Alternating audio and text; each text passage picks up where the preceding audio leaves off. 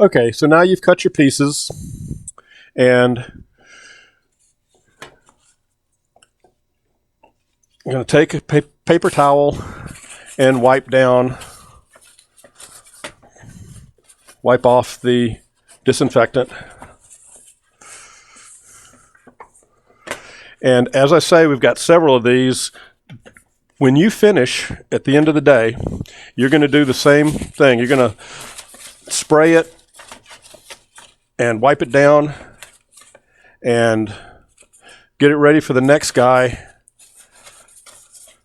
But that hood is going to go into quarantine. So it's going to set aside. We're going to bring a new one out for out here. So it's going to be remarkably sanitary. But wipe it down. Now you're ready to go. A couple of things about operating this and getting it on your head. It's going to be a little tricky for me because I'm wearing my headset. But I will show you. And that is that you have a knob back here, and you have to push in on it. And when you do that, the holder part comes and goes, and you can get it up nice and tight around your head. But you have to push in on this knob before you turn it. It'll pop back out to hold it in place. And these knobs here, this is set up so that when you're wearing it, it'll tilt up. These tighten that. These are set. This is the setting for the auto darkening. Just set it for the, turn it all the way to the right. And don't mess with the knobs that are inside, the switches that are inside here. These are auto darkening, and you can check that by, if you're here during the day, going outside and trying to look at the sun through it. You won't. It'll darken. You can also take a lighter or a gas sparking tool, spark it out here, and it'll light. But you'll be double checking it. But I do know that these are working, so you won't need to do that.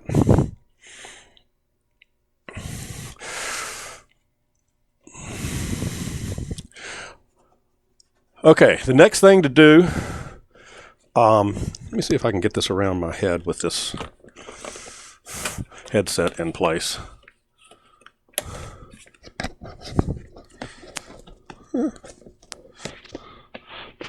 Kind of pinches on one side, but it's possibly doable. Okay.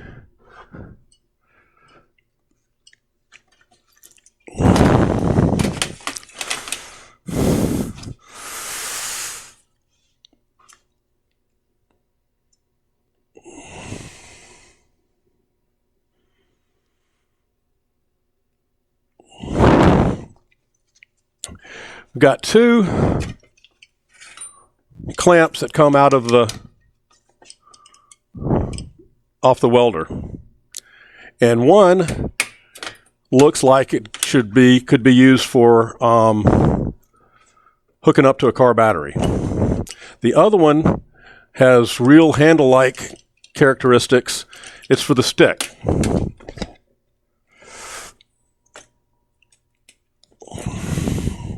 Take the one that is the ground wire, like a car battery wire, and clip it to the back of these panels that you'll see on the table. That's going to electrify this whole table. The other piece is used for the welding rod. And you'll notice inside here there are grooves. You want to put them inside a groove and hold it in place.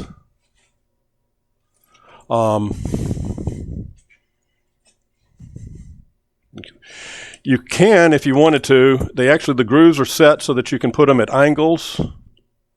Handy for overhead welding and other things, but you don't need to mess with that. Just set it in there so that it comes out at a nice 90 degree. And be sure that the part that you put in to the holder is the part that is bare steel, because the other part around here is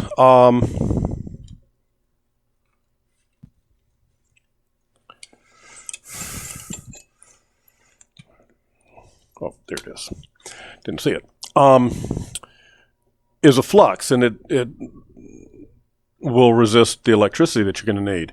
But the very tip of this is exposed again for the steel that goes on with this.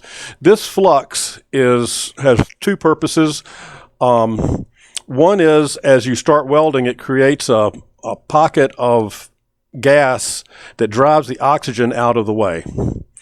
The other purpose is that the dust from it recollects down on the weld, and it creates a slag over the weld. So you get those two benefits from this.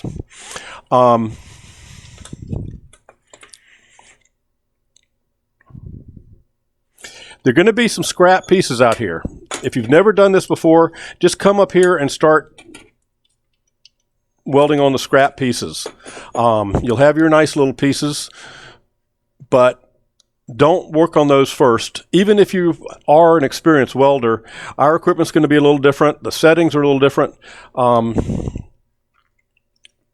You'll want to just work it like that. You're not going to need to change the settings. It's all set for DC positive at about 100 amps. These sticks work within that range. They're not necessarily the best at that, but they will work within that range. And it's beyond the scope of this course to see all of this. You'll notice I'm wearing long sleeves, cheap long sleeve shirt, and your gloves you'll be fine from sunburn. And let me show you one last thing, and then we'll do some welding.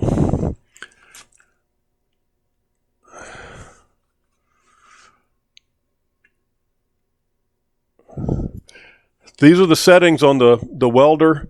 You don't switch things when it's actually working, although you can turn this wheel, which will change the amperage. We'll be talking about the theoretical stuff with welding a little bit later, and you have to have watched that safety video about welding. But let me get set up to do this, and I'm going to have to do it without the headset on.